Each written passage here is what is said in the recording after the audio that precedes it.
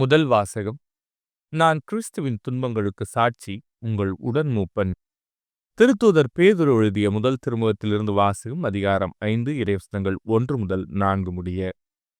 அன்பிற்குரியவர்களே, கிறிஸ்துவின் துன்பங்களுக்கு சாட்சியும் வெளிப்படவிருக்கும் மாட்சியில் பங்கு கொள்ளப் போகிறவனுமாகிய நான் உடன் மூப்பன் என்னும் முறையில் மூப்பர்களுக்கு கூறும் அறிவுரை.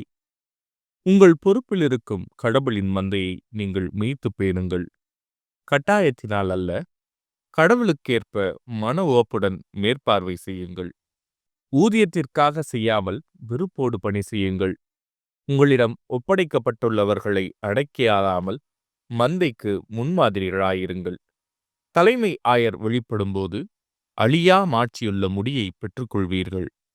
இது ஆண்டவரின் அருள்வாக்கு. இறைவா, உமக்கு நன்றி.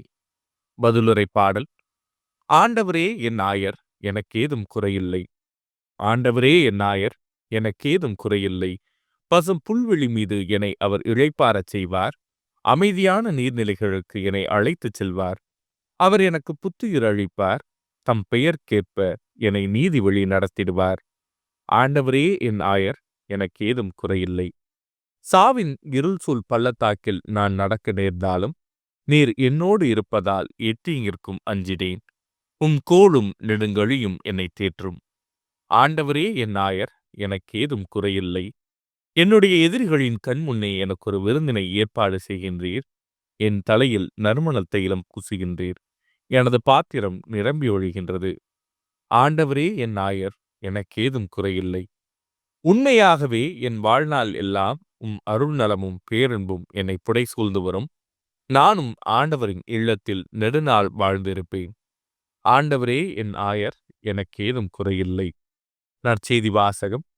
உன் பெயர் பேதுரு, விண்ணரசின் திறவுகோல்களை நான் உன்னிடம் தருவேன். மத்தேயு எழுதிய தூய நற்செய்தியிலிருந்து வாசகம். அதிகாரம் 16 இறைவசனங்கள் 13 முதல் 19 முடிய. அக்காலத்தில் இயேசு பிலிப்பு செசரியா பகுதிக்குச் சென்றார். அவர் தம் சீடரை நோக்கி, மானிட மகன் யாரென்று மக்கள் சொல்கிறார்கள் என்று கேட்டார். அதற்கு அவர்கள், சிலர் திருமுழுக்கு யோவான் எனவும், வேறு சிலர் எலியா எனவும், மற்றும் சிலர் எரேமியா அல்லது பிற இறைவாக்கினர்கள் ஒருவர் என்றும் சொல்கின்றனர் என்றார்கள். ஆனால் நீங்கள் நான் யார் எனச் சொல்கிறீர்கள் என்று அவர் கேட்டார்.